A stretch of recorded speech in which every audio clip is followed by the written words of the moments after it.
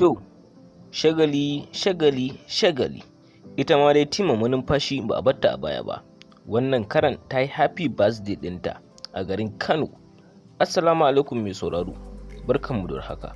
Barkanmu da sake saduwa da ku a cikin wannan shiri namu. Har ila yau dai karka manta kana tare da tashar Hausa Fulani 24.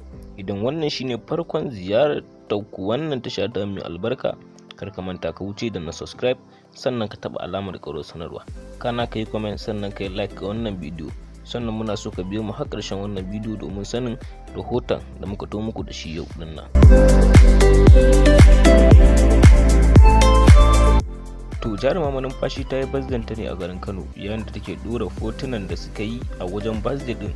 Ta yi title ko kuma mu ce muku ta yi rubutu akan cewa to masoya na wai da ba su samu damar hallarar gurin da ne birthday ba, ina so ku taya ni da murna. Yau din nan na cika shekara 20 daidai a duniya.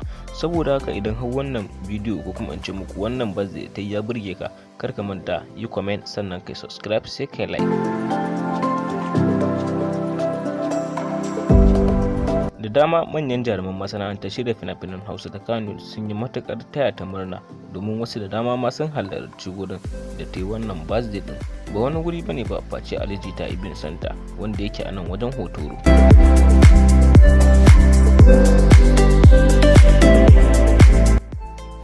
To duka dai ba tare da bata lokaci ba, a nan muka kawo muku karshen shirin namu da muka ci nasara muku to muku da shi a safiyar yau.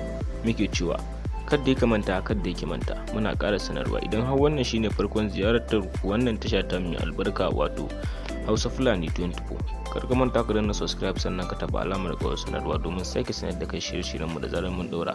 Sannan kai like, kana kai comment domin jin ra'ayin bakinka. Mun gode da bamu lokacinka da kai.